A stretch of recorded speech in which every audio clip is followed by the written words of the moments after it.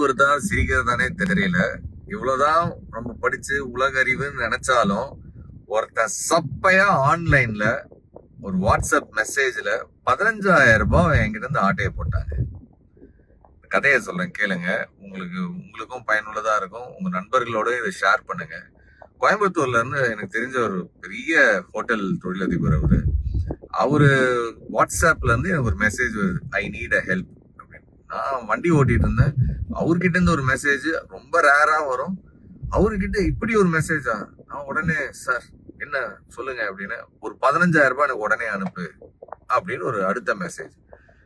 Okay sir number அப்படின்ற ஒரு number ஒன்று அனுப்பியிருந்தாரு. அந்த நம்பரை நான் செக் கூட பண்ணல. பணத்தை அனுப்பிட்டு பார்த்தா ஏதோ யோகேந்தர்னு சொல்லிட்டு வேற ஏதோ பேர் வருது. அப்போதான் எனக்கு டவுட் வருது, சாரு நம்பர் இல்லாம வேற ஏதோ நம்பருக்கு அனுப்ப சொல்றாருன்னா ஒருவேளை இது ஸ்கேமா இருக்குமோன்னு நினைக்கிறதுக்குள்ள பணம் போச்சு. அவருக்கு ஃபோன் பண்ணி கேட்டா நான் நினைச்ச மாதிரியே, என்ன செந்தில் காலையிலேயே என் போனை வாட்ஸ்அப்பை ஹேக் பண்ணிட்டான், நீ ஒரு 500வது கால் எனக்கு இந்த மாதிரி பண்றது. இத்தனை பேர் பல பேருக்கு மெசேஜ் போயிருக்கு, சில பேர் பணத்தையும் அனுப்பியிருக்காங்க. நான் ஏற்கனவே சைபர் கிரைம்ல கம்ப்ளைண்ட் பண்ணியிருக்கிறேன்.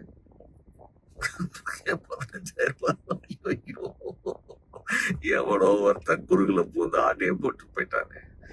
நெக்ஸ்ட் டைம் யாராச்சும் உங்ககிட்ட இந்த மாதிரி வாட்ஸ்அப்ல இருந்து பணம் கேட்குறாங்க அப்படின்னா தயவு செஞ்சு கன்ஃபார்ம் பண்ணாம யாருக்கும் இந்த மாதிரி டக்குன்னு எடுத்து ஒரு எமோஷனல்ல யோசிக்காம அனுப்பி விட்டுறாதீங்க.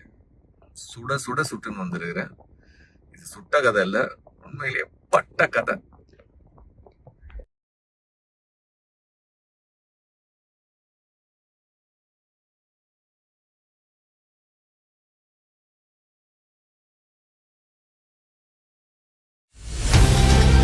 செய்திகளை உடனுக்குடன் தெரிந்து கொள்ள தினமதியை சப்ஸ்கிரைப் செய்யவும்.